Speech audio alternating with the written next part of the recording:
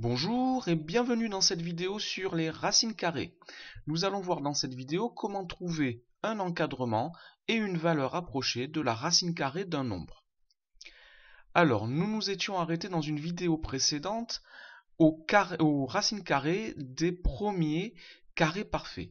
Le tableau ici donne les 11 premiers carrés parfaits, 0, 1, 4, 9, 16, etc. jusqu'à 100, et leurs racines carrées, la racine carrée de 0 est 0, la racine carrée de 1 est 1, la racine carrée de 4 est 2, la racine carrée de 9 est 3, etc. jusqu'à la racine carrée de 100 qui est 10. Maintenant, on peut se poser la question, comment faire pour trouver la racine carrée d'un nombre qui n'est pas un carré parfait? Par exemple, je rajoute ici dans mon tableau 19 et je voudrais connaître la valeur de la racine carrée de 19. Alors, nous allons commencer par effectuer un encadrement de la racine carrée de 19. 19 est compris entre 16 et 25. J'ai choisi deux carrés parfaits. Le carré parfait qui est tout de suite inférieur à 19, c'est 16, et le carré parfait qui est tout de suite supérieur à 19 est 25. J'en déduis que racine carrée de 16 est plus petit que racine carrée de 19, qui est plus petit que racine carrée de 25. Autrement dit, racine carrée de 19 est comprise entre racine carrée de 16 et racine carrée de 25. En effet, si les nombres 16, 19 et 25 sont rangés dans l'ordre, ici l'ordre croissant, alors les racines carrées de 16, racine carrée de 19 et racine carrée de 25 sont rangées dans le même ordre. La racine carrée, oui, conserve l'ordre.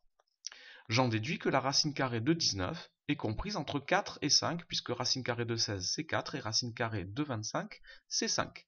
Je peux le lire dans mon tableau. J'ai obtenu ici un encadrement à l'unité près de la racine carrée de 19. Maintenant, comment faire pour obtenir une valeur de cette racine carrée? Alors tout d'abord, il faut savoir que la racine carrée d'un nombre qui n'est pas un carré parfait n'est pas un nombre décimal. Cela signifie qu'on ne peut pas l'écrire simplement sous une forme décimale car il y aurait une infinité de chiffres après la virgule. Cependant, la calculatrice peut nous aider à trouver une valeur approchée. Alors tout d'abord, il faut repérer la fonction racine carrée sur votre calculatrice. Ici, la fonction racine carrée se situe en haut à gauche. Je vais zoomer pour que vous y voyez.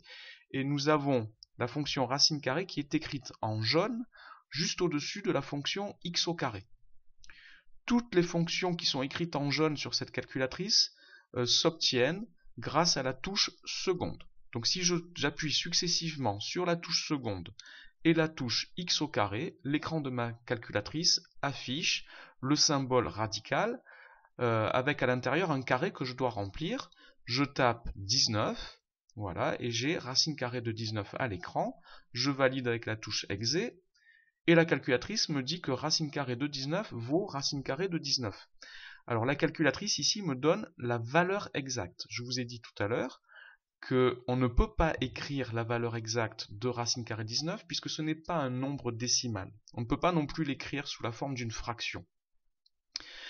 Mais je peux obtenir une valeur approchée en appuyant maintenant sur la touche SD. S pour écriture standard, D pour écriture décimale. L'écriture standard, c'est ce que la calculatrice m'a donné, et l'écriture décimale, c'est celle que je cherche. Donc j'appuie sur cette touche, et la calculatrice me dit que racine carrée de 19 a pour valeur approchée 4,3, 5, 8, 8, 9, etc.